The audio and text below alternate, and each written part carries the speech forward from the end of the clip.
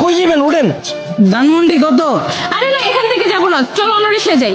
অন্য রিক্সা কেন? এই রিক্সা কি সমস্যা? এখান থেকে রিক্সাওয়ালার ভাড়া বেশি চায়, হেঁটে গিয়ে সামনে থেকে নেই, ভাড়া কম পাবো। মামা আপনারা খুশি হয়ে যা দিবেন এটাই সই, উঠেন। আরে তুমি জানো না, ওরা এই কথা বলে, পরে রিক্সা থেকে নামার সময় কাহিনী শুরু করে দেয়। তুমি তো কাহিনী করতেছো। একটু আগে বাসের হেল্পারে দেখে গেলে বাসে উঠবো না, কেন আবার রিক্সাও তোমার সমস্যা, সব জায়গায় গেলে তোমার সমস্যা আর সমস্যা। আমার পা ব্যথা হয়ে গেছে, আমি হাঁটতে পারবো না, আমি রিক্সায় যাবো। ওঠো হ্যাঁ মামা, আমি ওইটাই কইতাছি, এই জায়গায় অন্য কোনো রিক্সা পাইবেন না, উঠেন। ওঠো ওঠো, চলো মামা। কি খেলা দেখাইলি রে টুম্পা, শিখলাম। মামা তুমি টুম্বা কই লাগে? টুম্বা কেডা? মামা কঠিন কাহিনী, আমার গার্লফ্রেন্ডের নাম ছিল টুম্পা। কি কো মামা, আমার গার্লফ্রেন্ডের নাম তো টুম্পা। কি কও মামা, আসলেই? হ্যাঁ, কিন্তু মামা তুমি রিক্সা চালাও আর প্রেমও করো, ব্যাপারটা কিন্তু ইন্টারেস্টিং। না মামা, প্রেম করি না তো, করতাম। আর রিক্সা চালায় তো প্রেম করি নাই মামা, ওর লাগে প্রেম করছি দেখে আজকে আমার রিক্সা চালাইতে হইতাছে, আর নাহলে তো মামা আজকে আপনার জায়গায় থাকতাম।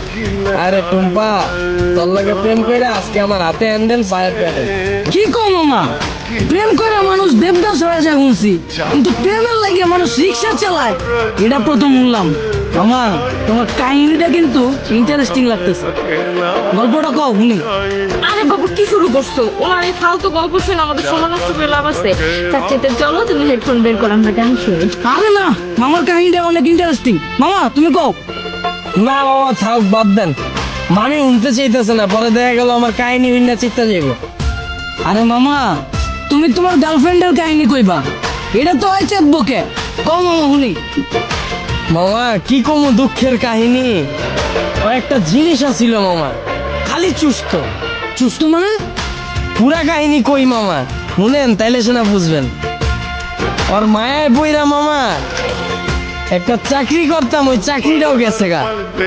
পরে আর কি করার, বন্ধু বান্ধবের তো টাকা ধারলে ওর লগে দেখা করতাম, মাসের ভিতরে 15 দিনে দেখা করতাম মামা 15,000 চুইস চালাইতে। কেমনে মামা?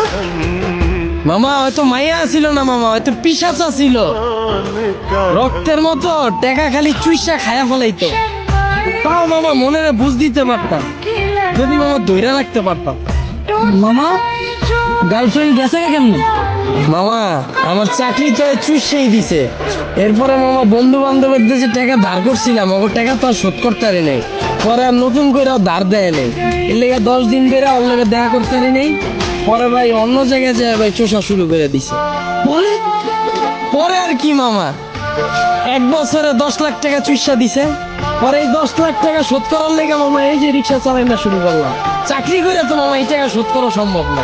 মামা তোমার কপালটা আসলে খারাপ আছিল, কিন্তু মামা আমার কপাল কিন্তু চান কপাল, আমার গার্লফ্রেন্ড আমার অনেক ভালোবাসে। আর মামা আমিও কিন্তু আমার বন্ধুদের থেকে টাকা ধার লয়া পরে লয়া ঘুরি, কিন্তু মামা ভালোবাসার কাছে টাকা পয়সা আসলে তুচ্ছ জিনিস, কি কও জান?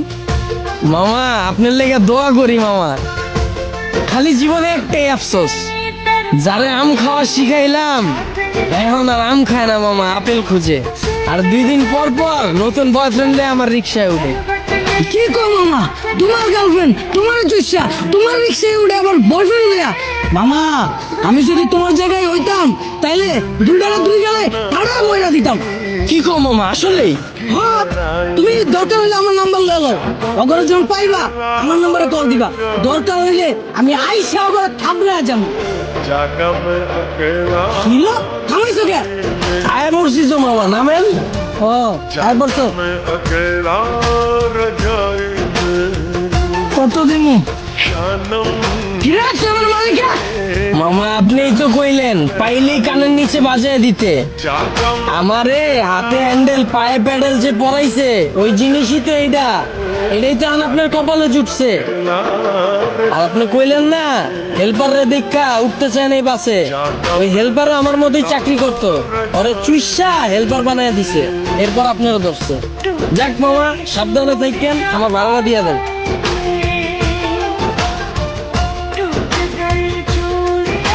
আর মামা চুষা শেষ হইলে যদি রিক্সা লাগে আমার জানেন মামা, রিক্সা আমার পরিচিত আছে এলাকায়। কি খেলা দেখাইলি রে টুম্পা, শিখলাম।